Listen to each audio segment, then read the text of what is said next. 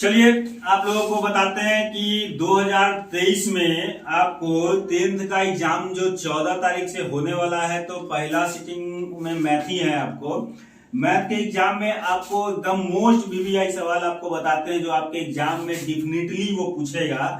तो वो सवाल को आज देखते हैं कि कितना आसानी से हल कर सकते हैं हम लोग, कैसे उससे नंबर उठा सकते हैं बनाकर।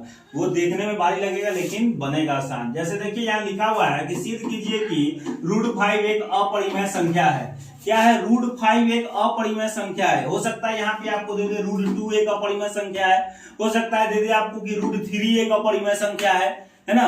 तो सवाल आपको जरूरी नहीं कि यहाँ पे जो दिया है √5 वो √5 ही देगा, नहीं, हो सकता है √2 या √3 भी आपको दे सकता है। तो इस तरह का सवाल होगा, प्रोसेस यही आपका होगा, लेकिन आपको ध्यान देना पड़ेगा कि यहाँ दिया हुआ क्या है। तो चलिए हम पहले सबसे पहले शुरू करते हैं, इसको बनाते कैसे हैं। तो देखिए सबसे पहले हम मानेंगे कि माना √5 एक परिमेय संख्या है। हम अपने से मान लेंगे, ये क्वेश्चन सिद्ध करने के लिए करा परिमेय, लेकिन हम इसको मान के चलेंगे कि √5 एक परिमेय संख्या है। तो उसके बाद क्या करेंगे, इस तरह से √5 = p/q। p/q के फॉर्म में आप जानते हैं कि लिखना पड़ेगा, क्योंकि जहां p और q क्या है, सअभाज्य संख्या है। सअभाज्य संख्या मतलब क्या होता है कि जिसके हद में एक बचता है उसको सअभाज्य संख्या बोलते हैं, तथा q जो है वो 0 के बराबर नहीं होना चाहिए। तो यहाँ देखिए दोनों तरफ वर्ग करने पर, अगला स्टेप हम लोग जो लिखेंगे वहां पे लिखेंगे दोनों तरफ वर्ग करने पर, और इस साइड भी वर्ग करेंगे और इस साइड भी वर्ग करेंगे। तो यहाँ देखिए वर्ग करेंगे तो वर्ग करने पर क्या आएगा, हम तो वर्ग कर दिए। अब मानिए √5² दिया हुआ है, हम यहाँ पे 5 इसको लिख दिए। अब आपको समझ नहीं आ रहा होगा कि सर कैसे डायरेक्ट चेंज कर दिए। तो देखिए यहाँ पे √5² अगर दिया रहे, इसको तोड़ना रहे, तो इसका मतलब होता है कि √5 × 5। और जब आपको पता होना चाहिए कि रूट के अंदर में जब एक ही तरह का दो संख्या होता है तो अपने आप क्या होता है कि रूट कैंसिल हो जाता है। 5 का स्क्वायर करेंगे तो स्क्वायर से रूट कट जाएगा, क्या आएगा? 5 आएगा। ठीक है, तो वही चीज आपको यहाँ पे हम लिखे हैं कि √5² है, तो उसको 5 हम सीधे कन्वर्ट कर दिए हैं।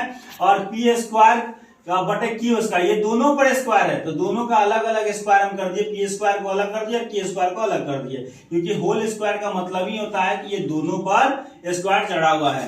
अब यहाँ देखिए ये q² को हम इधर लिया है और यहाँ जो 5 था उसको हम इधर लिया है। तो q² देखिए हम एक स्टेप आपको आगे चल दिए हैं, लेकिन आप चाहिएगा तो इसके बाद बना क्या सकते हैं कि 5 में आप गुना कर लीजिएगा। इधर से ये डिवाइड में है, जैसे इधर आएगा तो मल्टीप्लाई में बदल जाएगा, गुना में बदल जाएगा, और यहाँ पे p² अपना रह जाएगा। अब देखिए जब ये गुना में इसके साथ हो गया है तो इसको आराम से हम क्या करेंगे, q² को अपने जगह पे रहने देंगे और बराबर p² के नीचे में चलाएगा 5। जो आपको इधर मल्टीप्लाई में तो इधर गुना में है, तो इधर आएगा तो डिवाइड में यानी कि भाग में बदल जाएगा।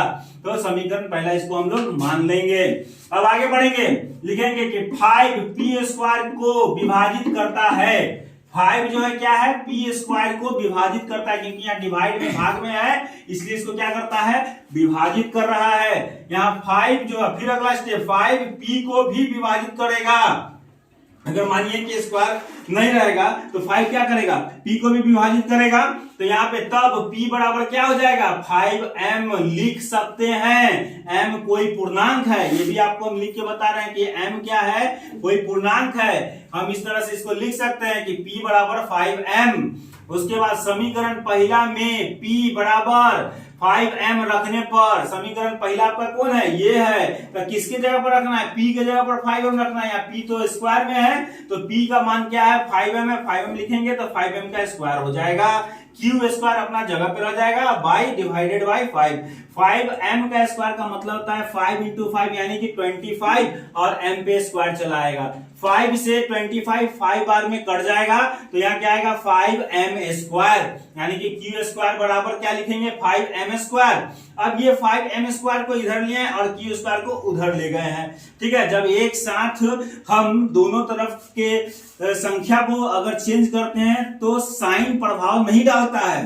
तो वही है कि साइन का कोई अंतर नहीं आया है, सिर्फ इधर की संख्या को इधर ले आए हैं और इधर की संख्या को इधर ले आए, ये आपको लिखा गया। अब यहाँ पे 5 जो m के साथ में मल्टीप्लाई का संबंध यानी गुना के संबंध में है, और जैसा ही इक्वल टू के इधर 5 सिर्फ आएगा तो डिवाइड में बदल जाएगा, इसलिए m स्क्वायर बराबर q स्क्वायर बटे में 5, जो समीकरण दूसरा हम लोग इसको मान लेंगे। अब आइए इधर, यहाँ क्या है, उसी तरह जैसे यहाँ बनाए हैं, यहाँ दिखाओ, यहाँ जैसे यहाँ वैसा ही हम यहाँ भी बनाएंगे, लेकिन यहाँ हम क्या किए, पी स्क्वायर को लेकर बनाए थे ना, अब यहाँ पे लेके चलेंगे क्यू स्क्वायर को, कि 5 क्यू स्क्वायर को विभाजित करता है, वहां क्या लिखे थे, पी स्क्वायर को लिखे थे ना, यहाँ क्यू स्क्वायर को विभाजित करता है, 5 क्यू को भी विभाजित करेगा, तब बनेगा क्या कि समीकरण पहला तथा दूसरा में p और q का उभयनिष्ठ गुणनखंड 5 है, अतः √5 एक क्या है, परिमेय संख्या नहीं है, √5 क्या है, एक अपरिमेय संख्या नहीं है, इसलिए यानी कि अतः √5 एक अपरिमेय संख्या है। ये आपको प्रूव्ड हो गया यहाँ पे। तो इसी से आपको 5 नंबर का ये सवाल जो है कंप्लीट हो गया, जिसपे आप √2 डाल के बना लीजिए, जहां जहां √5 दिख रहा है उसको हटा दीजिए, वहां पे √2 डाल दीजिए, जहां अगर इस पे आप √3 डाल के प्रश्न में बनाइए, जहां जहां √5 दिख रहा है वहां √3 कर लीजिए, आपको सेम मेथड यही बनेगा, आपका 5 नंबर रखा हुआ है।